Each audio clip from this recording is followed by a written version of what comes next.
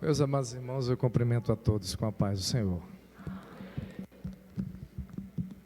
Eu estou me sentindo ainda regozijado, porém contristado um pouco, porque depois de ouvir uma mensagem como pregou nosso diácono Alcides, depois de ouvir o pastor Saulo pregar, eu fiquei perguntando a Deus assim: e eu, Jesus? Tenha misericórdia de mim. Será que sobrou alguma coisa para mim ainda? Ouvir o nosso irmão Maico falar aqui a respeito das grandezas de Deus enriqueceu o meu coração. Mas eu queria fazer uma pergunta para você: ainda tem fogo aí ainda? Remove as cinzas e bota a lenha, porque o fogo não pode se apagar. Amém? Louvo a Deus, irmãos, pela vida do meu pastor.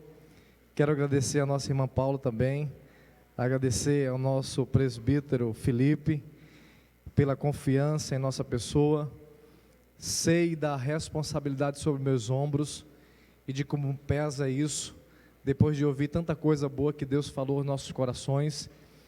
Sei que a hora se avança. Alguém já falou que estava cansado aqui, e eu acho que não tem mais ninguém cansado do que eu.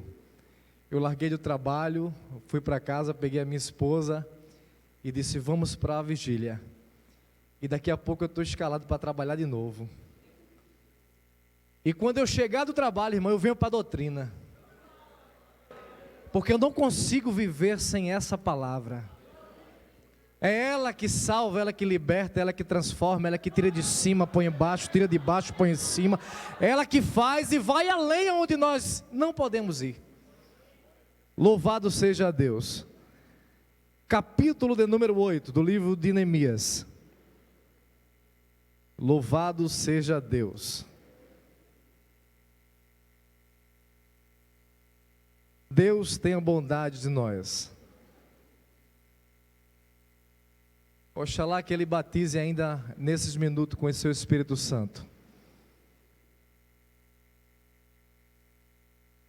Capítulo de número 8 do livro de Neemias. Diz a santa e gloriosa palavra de Deus. Todos acharam? Digam amém. Quem está com sono, diga amém. Tem muita gente com sono ainda. Mas Jesus vai tirar teu sono agora. Diga para quem está do seu lado assim: o sono vai embora. Porque esse lugar é lugar de glória. É lugar de glória. É lugar de glória. Aqui é glória, aqui é glória, aqui é glória. Capítulo de número 8. Diz assim a santa e gloriosa palavra de Deus. A partir do verso 1.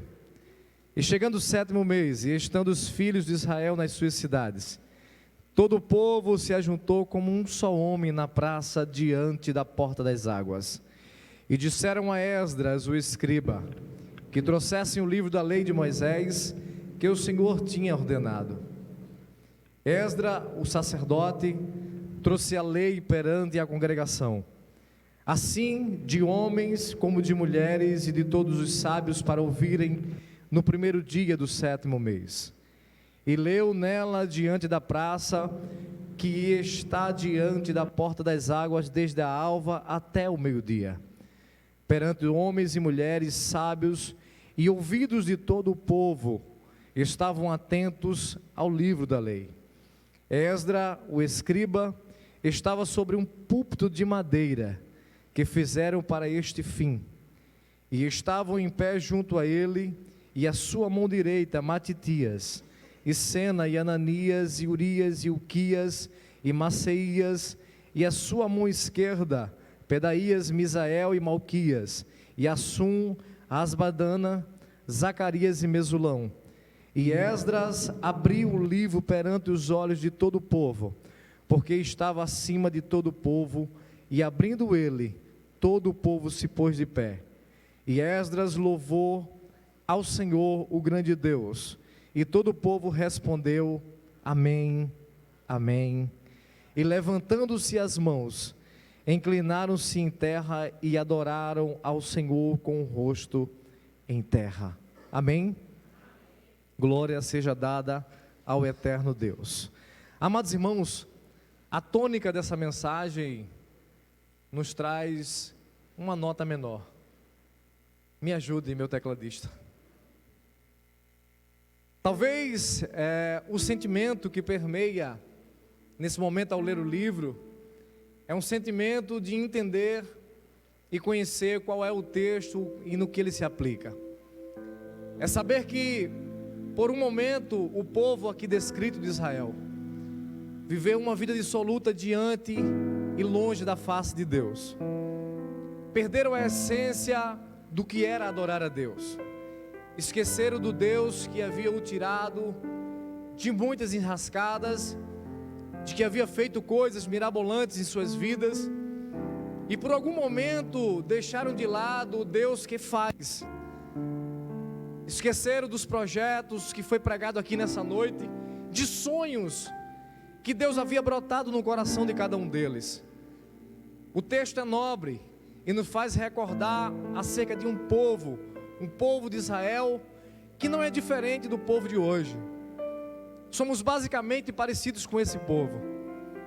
Ora, em alta a nossa fé, cantamos e damos glória a Deus, mas quando chega o problema, quando chega a dificuldade, parece que isso nos arrasa, nos joga para o chão, e ficamos pensando em nosso coração: onde está Deus?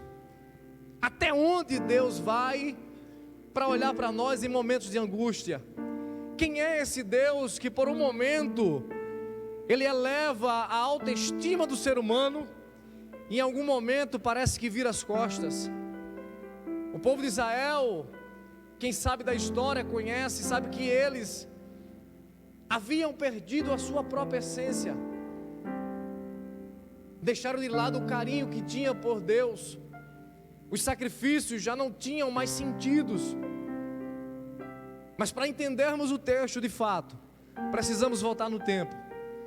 Precisamos voltar quando Judá ainda era uma cidade abalizada.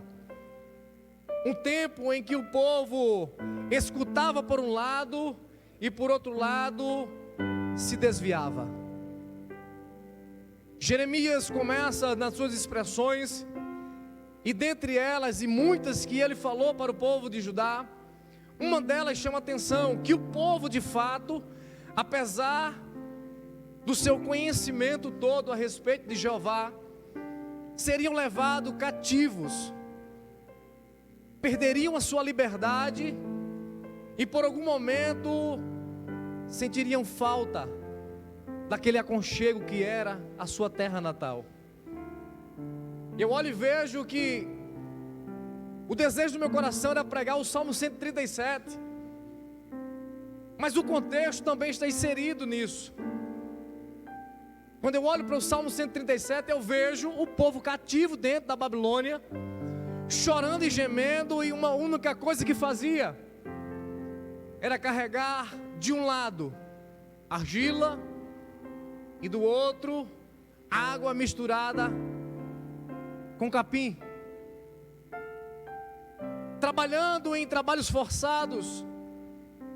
E dentre esses que eles faziam, houve um momento em que os seus próprios algozes olharam para ele e disseram assim, está escrito no Salmo 137, canta agora um cântico de Sião. Olharam para o povo de Israel e queriam que agora entoasse os seus melhores cânticos. Mas o povo que estava com o coração contristado, olharam para os seus algozes e disseram assim: como nós poderíamos cantar um cântico de Sião em terra estranha? A angústia permeia o coração do povo. O povo entende que tudo aquilo que eles estavam fazendo agora não significava mais nada. E decidiram no seu coração que precisavam retornar depressa àquele grande primeiro amor. Neemias tinha em seu coração um desejo. A profissão em que ele exercia não era fácil, era copeiro do rei. E deixa eu te explicar algumas coisas que eram do Antigo Testamento. O copeiro do rei, ele tinha um alto escalão, porque a sua função permeava ficar do lado do rei. Mas em contraproposta a isso, a sua função também elevava a um alto grau, e um alto grau mesmo, de angústia para o seu coração. Por quê?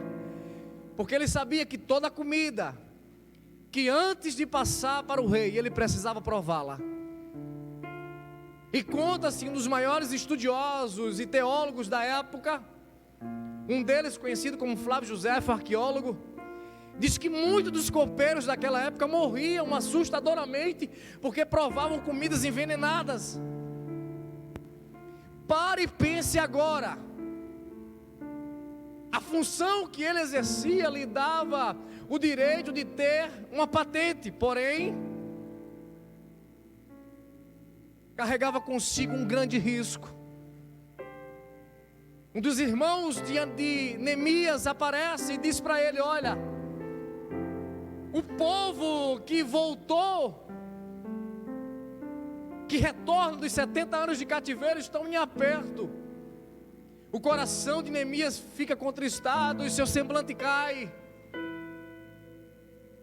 porque a essência de Deus ainda estava dentro de Neemias. Neemias se volta, e o seu semblante, depois de caído, ele olha para o rei, e o rei pergunta: por que o teu semblante está assim?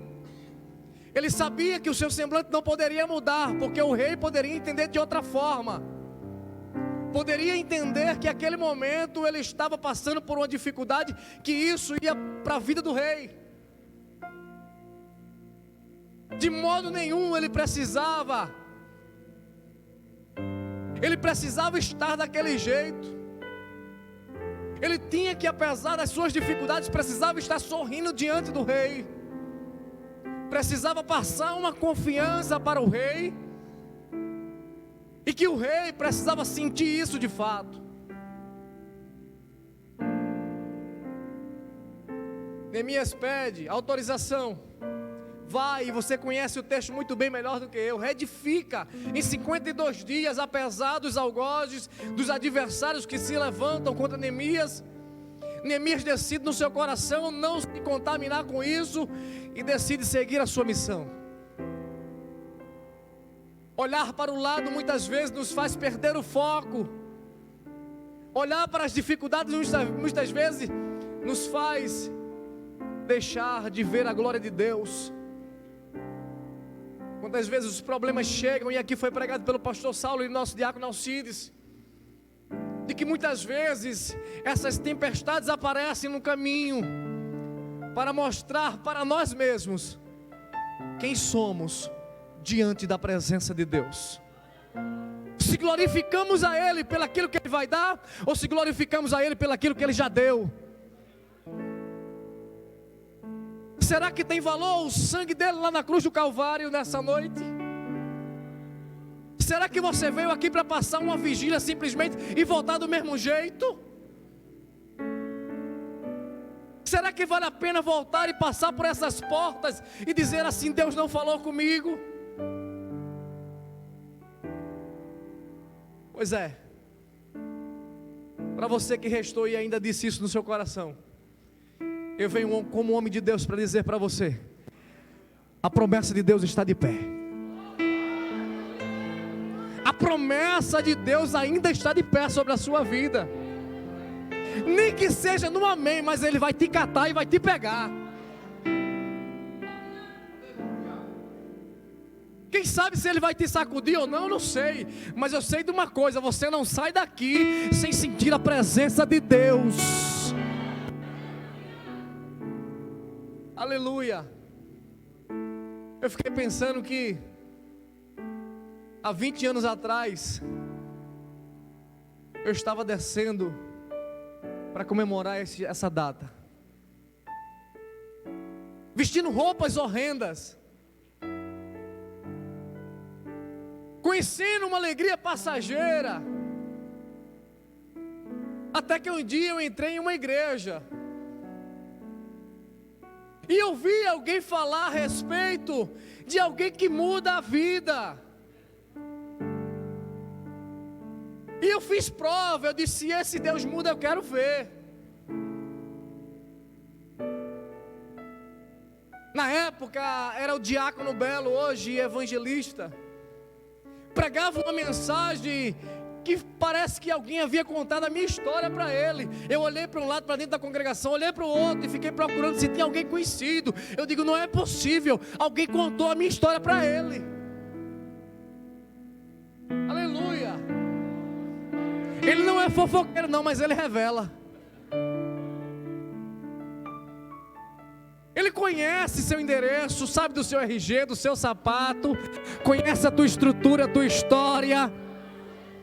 Ele sabe como você chegou aqui e, mais importante, Ele sabe como você vai sair de posse de vitória. A Bíblia me dá respaldo para dizer isso para você. Nesse capítulo 8 nós entendemos que depois da cidade reedificada, dos muros já em pé, Neemias junto com Esdras vão à praça, e na praça eles decidem abrir o livro da lei. E se tem uma coisa que muda a vida,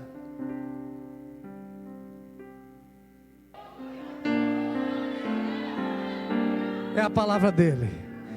É a palavra dele. Ninguém consegue fazer o efeito que essa palavra faz. Ela vai na divisão da alma, das juntas e medulas, e transforma o mais vil pecador. Pega ele, que não serve para a sociedade, coloca aqui em cima. Ah, Jesus.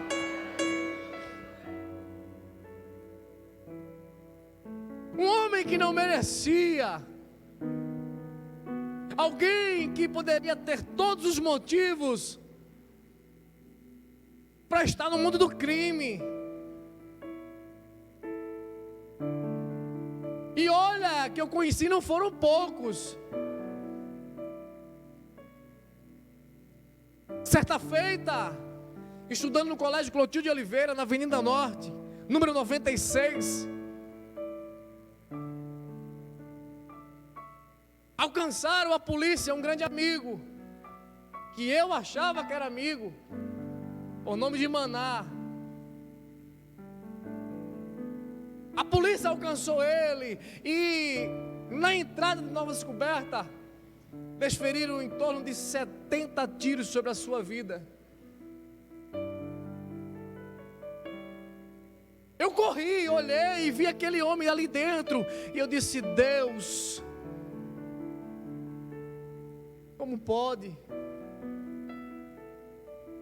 Alguém que tem uma família balizada, o pai tinha posses, a mãe era dirigente de ciclo de oração. Mas eu costumo dizer que nós somos reféns de nossas próprias decisões. A decisão que você toma hoje vai repercutir no teu futuro amanhã. Por isso, toma a decisão certa hoje. Não sai daqui sem sentir a presença de Deus. Não sai daqui nessa noite, nesse começo de manhã, sem entender o que Deus tem na tua vida. Onde foi que você parou? Eu tenho algumas coisas para te dizer nessa manhã. Quem sabe você chegou aqui dizendo assim, irmão, mas você não sabe do que eu estou passando e das aflições que estão acontecendo na minha casa. Paulo escrevendo aos Romanos capítulo 8, versículo 18, ele disse, tenho por certo que as aflições desse tempo presente não são para se comparar com a glória que em nós há de ser revelada. Quem sabe você chegou aqui dizendo assim, irmão, mas alguém me fez uma promessa, passou tempo, entrou tempo, cumpriu-se na vida de A, cumpriu na vida de B, e na minha vida não aconteceu. Mas a carta aos Hebreus capítulo 10 versículo 23 está escrito, retenhamos firme a confissão da nossa esperança, porque fiel é quem prometeu. Quem sabe sabe, você chegou aqui dizendo assim: eu não aguento mais, eu vou largar tudo. Aí Paulo, escrevendo aos Coríntios capítulo 10, verso 13, ele disse: não veio sobre vós tentação senão humana, mas fiel é Deus que não vos deixará tentar acima do que podeis, antes com a tentação dará o escape para que possais suportar. E nessa noite, nessa manhã, me perdoe, eu não tenho chave de um carro para te dar, infelizmente, eu não tenho chave de apartamento, mas eu tenho uma coisa para te dizer: recebe graça nessa manhã, recebe graça nessa manhã, recebe graça de Deus. Louvado seja o seu nome, Jesus. Ou quem sabe você chegou aqui cheio de ansiedades, de dúvidas na cabeça. Aí Pedro escreve na sua carta primeira, capítulo 5, verso 7: lançando sobre ele toda a vossa ansiedade, porque ele tem cuidado de vós. Ele tem cuidado de você. Você não está vendo, mas teve livramento nessa noite, começo de manhã.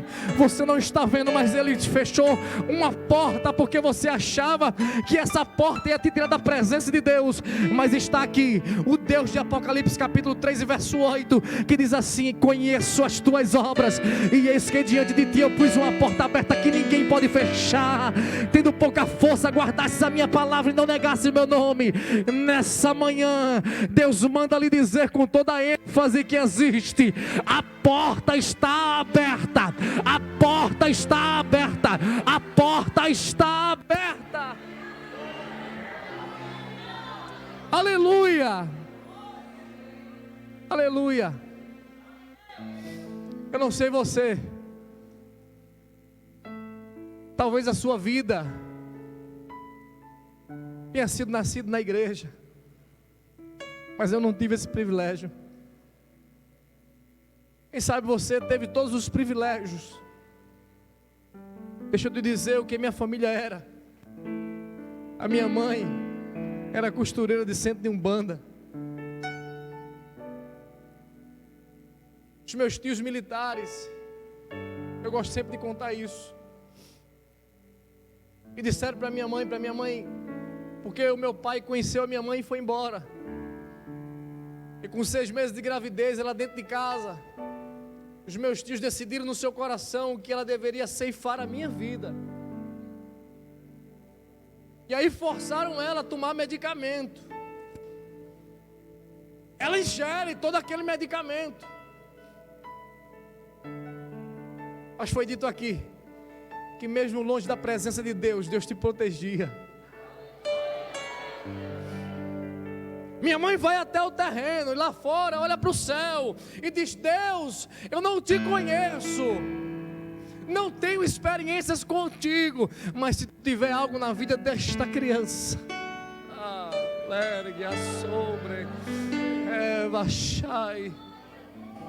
não permita que ela morra. Quer saber do resultado? 41 anos de idade e 20 anos na presença de Deus, dizendo que Ele faz. Ele ainda faz. Ele cessa as guerras, Ele quebra o arco, Ele corta a lança, Ele queima carro no fogo, e ainda manda lhe dizer nessa manhã: se aquiete, porque Ele está trabalhando. Você não está vendo, mas Deus está fazendo uma grande obra nessa manhã. Enquanto você está aqui orando, Jesus está tomando conta de alguém lá do outro lado. Enquanto você está aqui orando, Jesus está visitando alguém lá do outro lado. Enquanto você está aqui agradecendo, Ele está lá do outro lado dando livramento a alguém. Enquanto você está aqui orando, Ele está lá do outro lado abrindo porta. Enquanto você está aqui orando, Ele está dizendo assim: eu abro o caminho.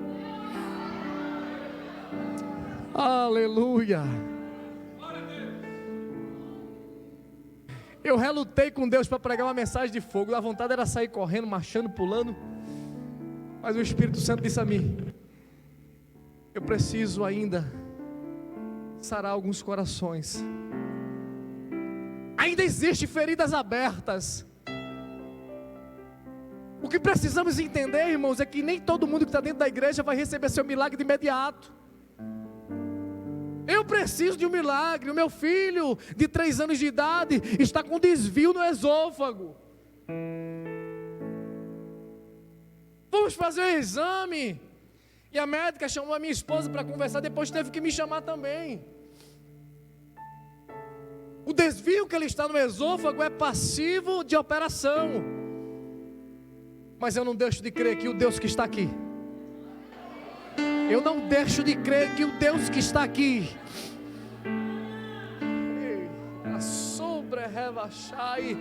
Ele ainda faz milagre.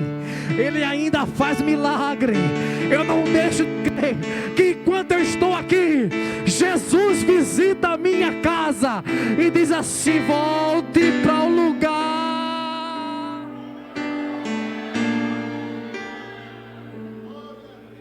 Eu ainda acredito. Eu vou morrer, irmão, mas não vou deixar de acreditar que Deus faz.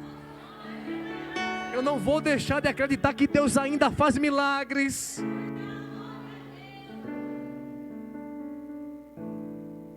Louvado seja Deus. Louvado seja Deus. Outro dia eu vou pedir ao pastor para pregar uma mensagem de fogo. Mas eu queria dizer para você: a ferida está sendo sarada nessa manhã.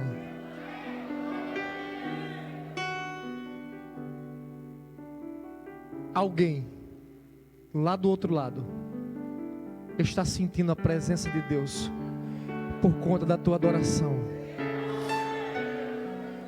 Alguém encarcerado, Deus visita hoje.